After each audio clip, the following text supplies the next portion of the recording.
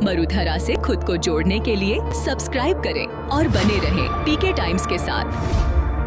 पालिका की तरफ से यहाँ किसी प्रकार की कोई सफाई व्यवस्था, और जैसे ये तनसिंह सर्किल है, आप इसको अच्छी तरह से देखिए।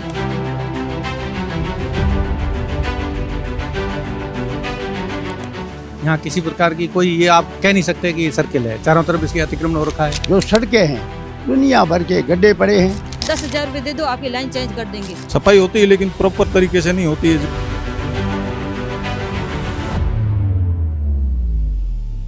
बाड़मेर के अंदर आवागमन के रास्ते, जो सड़कें हैं दुनिया भर के गड्ढे पड़े हैं, दुनिया भर के खड्डे हैं, क्रॉस नालियाँ सही नहीं है, एक्सीडेंट होते हैं। उनको भी बरसात की मौसम भी आ रही है और भी टूटेगी।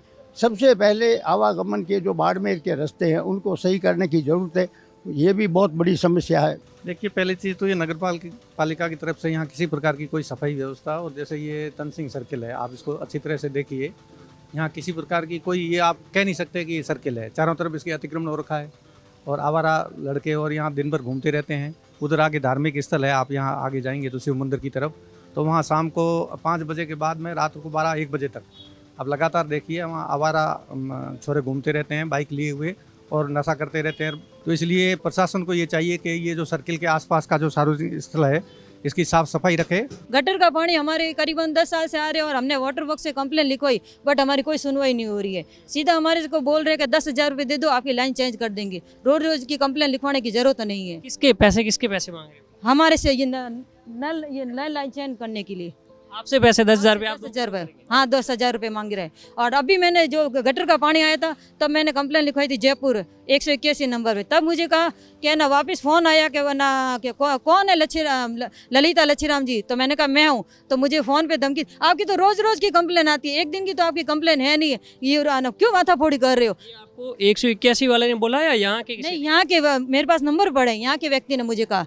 तो मैंने कहा कि आपको करना तो करो, नहीं तो मैं वापस 181 नंबर पे फ़ोन करती हूँ। मैंने 181 नंबर पे फ़ोन किया तो वो कहा आपके मैडम, तो वहाँ पे बोला कंप्लेन दर्ज करवाना चाहते हो? तो मैंने कहा मैडम कितनी बार कंप्लेन दर्ज करोगे मेरी? मैंने 10 बार कंप्लेन दर्ज करे, आप 50 बार लिख दो मेरी कंप्लेन, क्या फ़र्क पड़ेगा? कोई कर यहाँ नल सही नहीं करने वाला है। तब उन्होंने वापस वो कहा, तब जाके थोड़ा अभी रिलीफ हुआ है, लेकिन परमानेंट उन्होंने सॉल्यूशन नहीं किया है।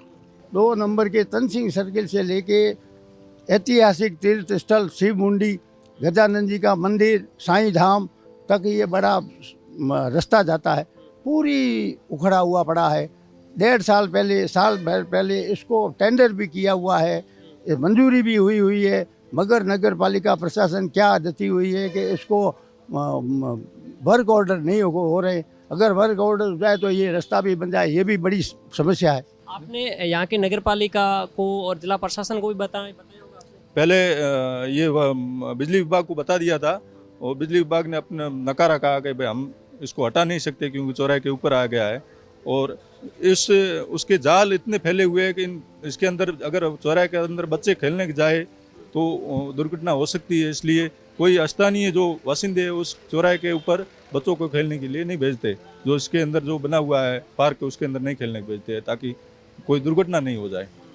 यहाँ पे कचरा उठाने वाली गाड़ियाँ आती है? हाँ, कचरा उठाने वाली सफाई वगैरह समय सफाई होती है लेकिन प्रॉपर तरीके से नहीं होती है, जिससे सफाई जगह जगह गंदगी पड़ी रहती है।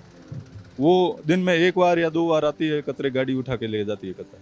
यहाँ पर सड़क जो टूटी हुई है, सड़क टूटी, और नालों को लेकर कैसा? नालों को बरसात अगर थोड़ी बहुत भी हो जाए तो ये चौराहे के ऊपर पूरा पानी से भर जाता है, जबकि ये पूरी चढ़ाई के अंदर है।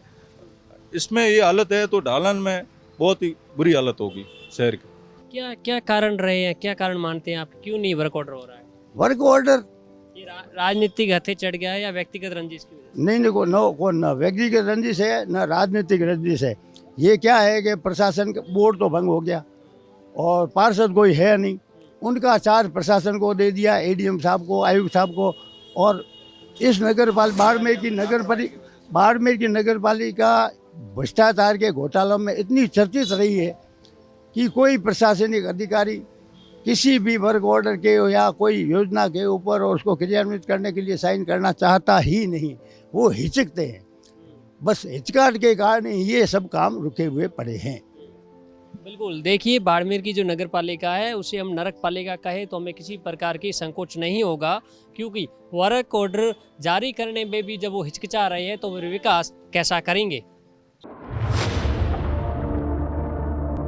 मरुधरा से खुद को जोड़ने के लिए सब्सक्राइब करें और बने रहें पीके टाइम्स के साथ।